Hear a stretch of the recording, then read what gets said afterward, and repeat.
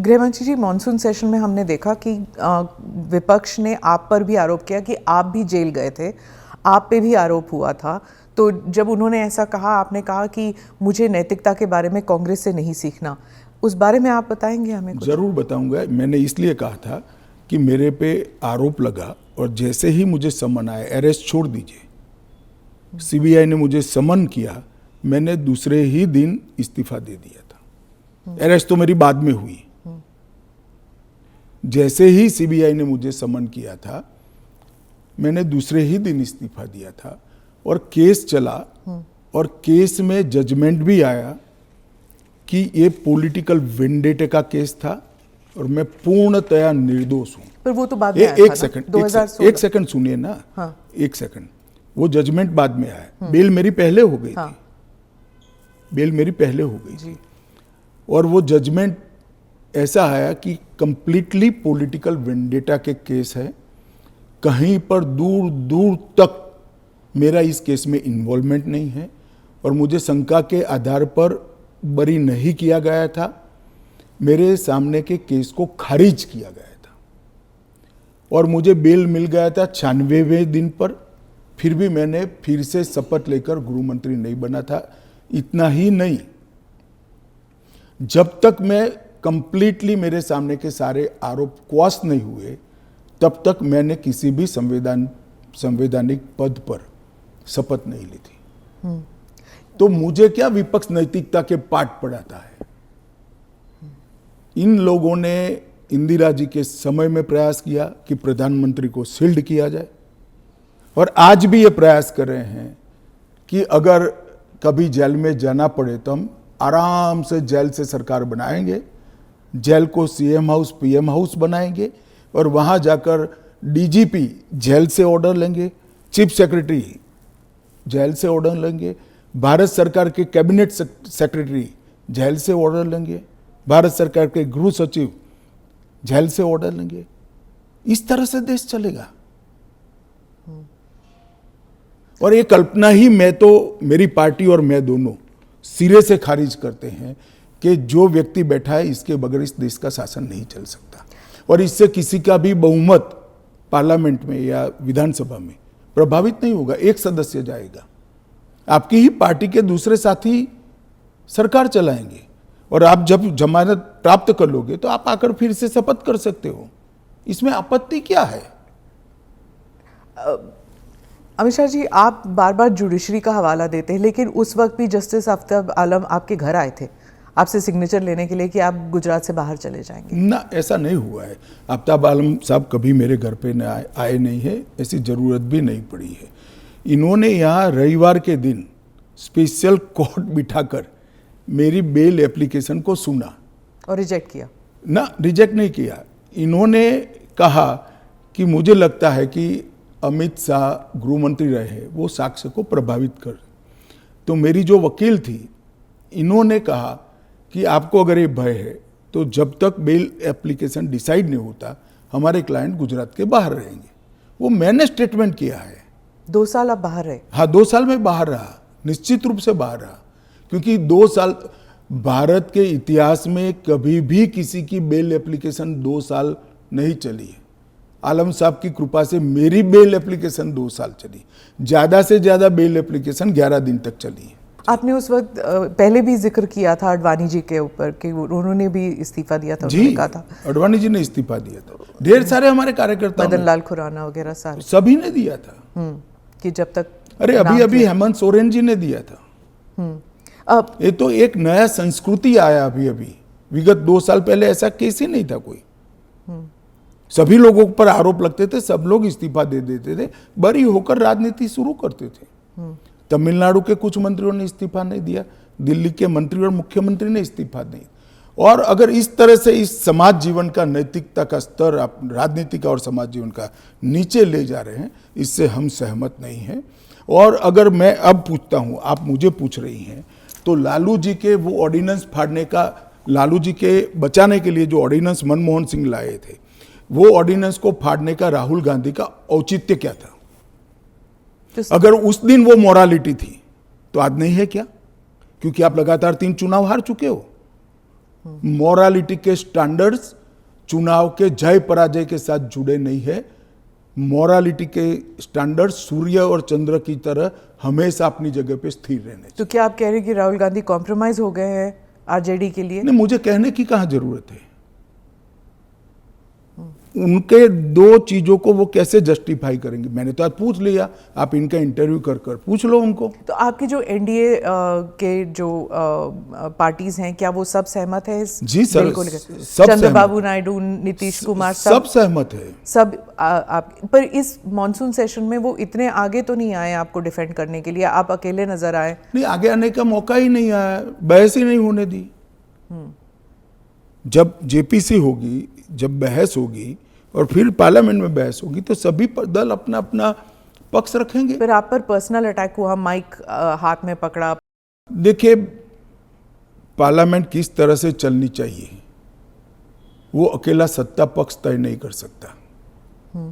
किसी भी बिल के लिए या संवैधानिक संशोधन के लिए स्वस्थ बहस का वातावरण अगर विपक्ष नहीं बनाता है तो देश की जनता देख रही है कि ये पद्धति ठीक है क्या। इस बिल पर जब तय था कि बिल अभी पारित नहीं होना है, जेपीसी में जाना है, मैंने बीच में ही खड़े होकर इसकी घोषणा कर दी थी, तो विपक्ष इस बिल पर अपना विचार रख सकता था या नहीं रख सकता, मुझे जवाब देना पड़ता। फिर तो बिल जाता जेपीसी में, उस दिन पास नहीं होना था। मैंने पहले ही घोषणा कर दी थी कि इस बिल को सरकार ने तय किया है कि ये जेपीसी में जाएगा, दोनों सदन का जेपीसी बनेगा, 21 सदस्य लोकसभा के होंगे, 10 सदस्य राज्यसभा के होंगे, 31 सदस्य प्रोरेटा सभी दलों से आएंगे। क्या ये बिल पास हो जाएगा? मुझे तो विश्वास है हो जाएगा।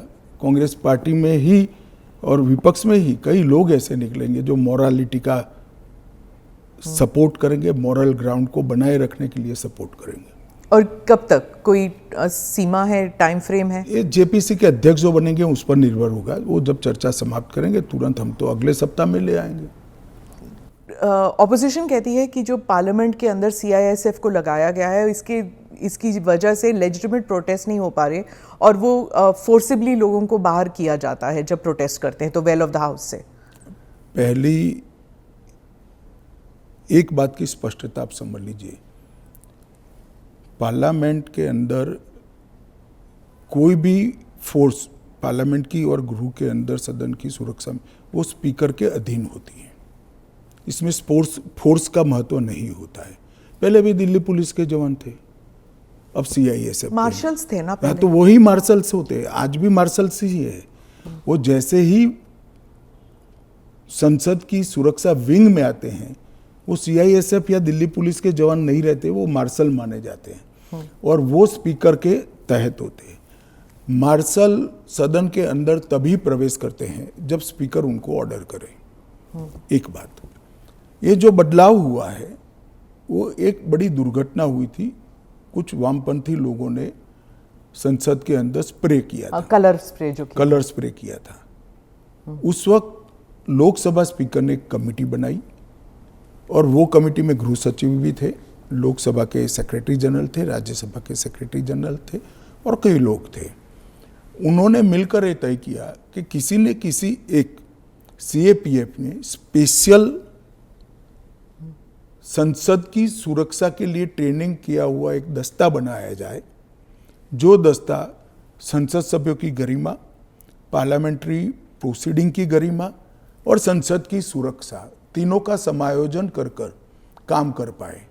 और तब यह तय हुआ कि सीआईएसएफ के अंदर पार्लियामेंट की सुरक्षा के लिए एक स्पेशल दस्ता बनाया जाएगा। जो पहले दिल्ली पुलिस के लोग मार्शल के रूप में आते थे, उसी तरह से मार्शल के रूप में सभापति और स्पीकर के अंतर्गत काम करेंगे। पर ये एक सेकंड, वो संसद की बाहरी सुरक्षा को भी सुनिश्चित करते हैं और आंतरिक मार्शल का काम भी वो करते हैं, क्योंकि संसद के अंदर हथियार ले जाने की अनुमति किसी भी सुरक्षा कर्मी को नहीं है। पर ये पैरामिलिट्री हो जाता है ना ट्रेनिंग उनकी। दिल्ली पुलिस क्या होता है, वो भी पुलिस होता है, वो भी मेरे ही अंडर आता है। इनको बहाना चाहिए और वो एक प्रकार की भ्रांति जनता में खड़ी करना चाहते हैं मगर वो निश्चित रूप से सफल नहीं होंगे, क्योंकि जनता से सीधा इंटरेक्शन उनसे कई गुना ज़्यादा हमारा है। हम जनता से बात करते हैं, ऐसे ही आकर यहाँ नहीं बैठ गए हैं। मगर 3 चुनाव हारने के बाद मुझे लगता है फ्रस्ट्रेशन का जो लेवल है, वो सामान्य विचार विवेक जो होता है वो गवा बैठा है। पर वो राहुल गांधी कहते हैं कि लोगों के बीच तो वो जाते हैं, ट्रक ड्राइवर के बीच जाते हैं, खेतों में वो चाह रहे हैं, आप लोग तो नहीं जाते हैं। ऐसा है कि मैनेज कर कार्यक्रम करना और जनसंपर्क करना, दोनों के बीच में बड़ा फर्क है।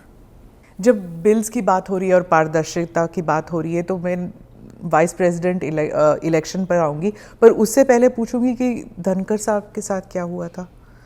उन्होंने आपने प्रेशर डाला था उन पर रेजिग्नेशन के लिए? मुझे लगता है ANI ने रिसर्च विंग बंद कर दिया है। धनखड़ साहब का इस्तीफे का पत्र स्वयं स्पष्ट है। इन्होंने अपने आरोग्य का हवाला देते हुए इस्तीफा दिया है, स्वास्थ्य का हवाला देते हुए, और उन्होंने सरकार के मंत्री, प्रधानमंत्री और सभी सदस्यों का हृदय से उनके अच्छे कार्यकाल के लिए धन्यवाद किया है। पर विपक्ष और सभी पूछ रहे, मीडिया भी पूछ रही है कि वो है कहाँ, हाउस अरेस्ट पे है कि ऐसा क्या है कि सच और झूठ की व्याख्या आपने शायद विपक्ष क्या कहता है इसको बना ली। पर काफी सारे बैकग्राउंड इंफॉर्मेशन तो बाहर निकल रहा था ना कि वो कुछ ट्राई कर रहे थे। ये भी बात निकल रही है कि शायद कू कर रहे थे। कौन? धनखड़ जी? नहीं, ऐसी कोई बात नहीं है जी। इसमें बात का धनखड़ नहीं बनाना चाहिए। धनखड़ जी संवैधानिक पद पर बैठे, अपने कार्यकाल में उन्होंने संविधान के हिसाब से अच्छा काम किया जी।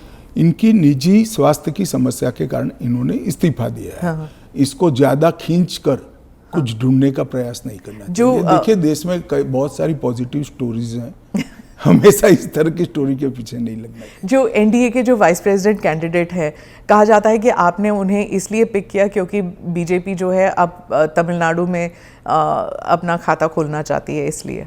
नहीं, ऐसा नहीं है। हम पहले भी तमिलनाडु में साथियों के साथ चुनाव लड़े हैं। हमारी यहाँ बहुत सारी सीटें भी आई है, ऐसा नहीं है। कहीं से भी पिक करोगे तो ऐसे कारण बनाकर पूछा जाएगा।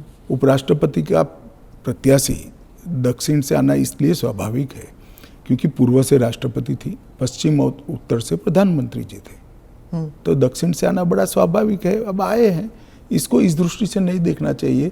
श्री राधाकृष्णन जिनका बहुत लंबा राजनीतिक जीवन रहा है, वो 2 बार संसद के सदस्य रहे, हमारी पार्टी के अध्यक्ष रहे, झारखंड के गवर्नर रहे, तेलंगाना के गवर्नर रहे, पांडिचेरी के गवर्नर रहे, मुंबई के गवर्नर रहे, और सार्वजनिक जीवन में एक साफ सुथरा उनका जीवन है और एक बेहद मैच्योर राजनीतिज्ञ है।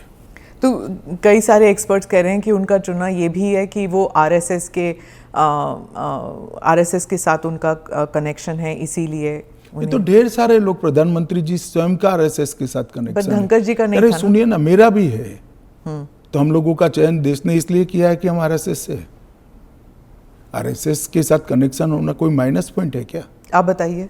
जरा भी नहीं है। अटल बिहारी वाजपेयी जी भी आरएसएस से कनेक्टेड थे, श्री अडवाणी जी भी आरएसएस से कनेक्टेड थे, मोदी जी भी है, मैं भी हूँ, राधाकृष्णन जी भी है। और जो इंडिया अलायंस के जो कैंडिडेट है, उनके बारे में आपने कहा कि उन्होंने एक समय था जब उन्होंने नक्सल मेरे कहने से क्या होता है, वो तो सुप्रीम कोर्ट का रिकॉर्ड है। सलवा जुडम को इन्होंने खारिज कर दिया। आदिवासियों का आत्मरक्षा का जो अधिकार था उसको उन्होंने समाप्त कर दिया। इसके कारण इस देश में नक्सलवाद 2 दशक ज्यादा चला है। उस वक्त नक्सलवाद अंतिम सांसें गिन रहा था, क्योंकि जो आदिवासी थे, जो बच्चों को पढ़ाना चाहते थे, जिनके यहाँ रोड नहीं पहुंचता था, इससे परेशान थे, जिनके यहाँ स्वास्थ्य सेवाएं नहीं थी, वो परेशान थे। उन्होंने खुद की रक्षा के लिए सलवा जुडम बनाया था। इसको सुप्रीम कोर्ट ने खारिज कर दिया। ये तो सुप्रीम कोर्ट का रिकॉर्ड है, इनका जजमेंट है। और इसके बाद जो स्कूल तबाह हो गए थे नक्सलियों के कारण, वो स्कूलों में सीआरपीएफ और सुरक्षा बल बैठे थे। रातों रात एक ऑर्डर करके सबको बाहर कर दिया। कई जगह हमले हुए सुरक्षा बलों पर। ये दोनों जजमेंट, इसका जवाब श्री सुदर्शन रेड्डी से ज्यादा राहुल गांधी ने देना चाहिए। कि उन्होंने क्यों पिक किया? जी, मैं तो मानता हूं यही क्राइटेरिया रहा होगा। नक्सल को सपोर्ट करने के लिए? नहीं, वामपंथी विचारधारा, और इसलिए ये जजमेंट से निश्चित रूप से नक्सल प्रोटेक्ट हुए हैं। तो क्या वाइस प्रेसिडेंट इलेक्शन भी अब it will be polarising factor? पहले भी नहीं होता। पोलराइजेशन क्या है? जब आप इतना बड़ा आरोप लगा रहे हैं कि और पोलराइजेशन अगर होगा भी तो किस मुद्दे पर होगा? देश की सुरक्षा के मुद्दे पर होगा। मैं मानता हूं देश की सुरक्षा पर सांसदों ने विचार करना चाहिए या नहीं करना चाहिए।